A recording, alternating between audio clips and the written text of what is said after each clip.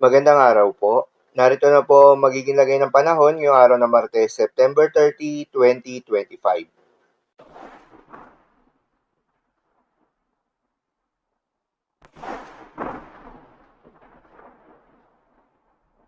Sa kasalukuyan na tayong sa pag-asa, patuloy na umiiral itong easterlies o yung mainit na hangin na nanggagaling sa may karagatang Pasipiko at nakakaapekto sa buong bahagi ng ating bansa, particular na sa may southern Luzon. Dahil dito ay asahan yung maulap na kalangitan na may kalat-kalat ng mga pag-ulan at thunderstorms. Habang sa nalalabing bahagi pa ng ating bansa ay asahan naman yung generally fair weather condition, mainit at malinsangan na panahon maliban lamang sa mga pulo-pulo at panandali ang mga pag-ulan. Samantala may panibagong low pressure area ngayon na nabuo sa labas ng Philippine Area of Responsibility. Ulitong namataan sa laing 1,360 kilometers east ng southeastern Luzon. Nasa katamtaman na ito o nasa medium chance na maging isang ganap na bagyo within the next 24 hours. Ang nasabing low pressure area ay wala pa naman direktang epekto sa anumang bahagi ng ating bansa. Base sa pinaka-latest Tropical Cyclone Threat Potential Forecast na inilabas ng Pag-asa, posibleng maging bagyo ito at posibleng maglandfall ito sa may Northern Luzon.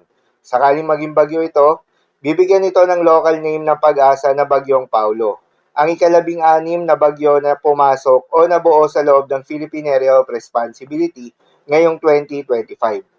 Paalala pa rin po palagi na ang mga nasabing forecast ay posible pa rin na magbago. Kaya naman patuloy lamang na magantabay sa mga update nating ilalabas, lalo na ng Pag-asa.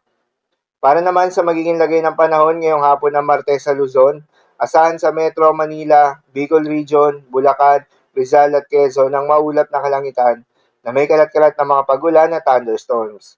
Habang sa nalalabing bahagi pa ng Luzon ay asahan naman yung bahagyang maulap hanggang sa maulap na kalangitan na may kalat-kalat na mga pagulan o thunderstorms.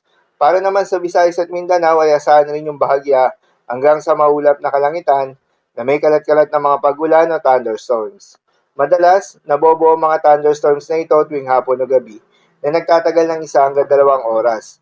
Kaya naman ingat sa mga posibleng banta ng pagbaha at pagguho ng lupa, lalong-lalo na sa mga lugar na inuulan na noong mga nakaraang araw pa.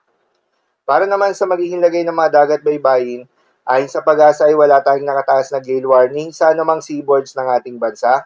Kaya naman malayang makakapamalaot yung mga kababayan nating mangingisda at yung may mga maliliit na sasakyang pandagat, ngunit iba yung pag-iingat pa rin, lalo na kung meron tayong offshore thunderstorms activity. Asahan yung paglakas ng hangin at kaakibat nito ay pagtaas rin ng mga pag-alon. So, lamang po para sa lagay ng panahon ngayong araw ng Martes. Keep safe everyone.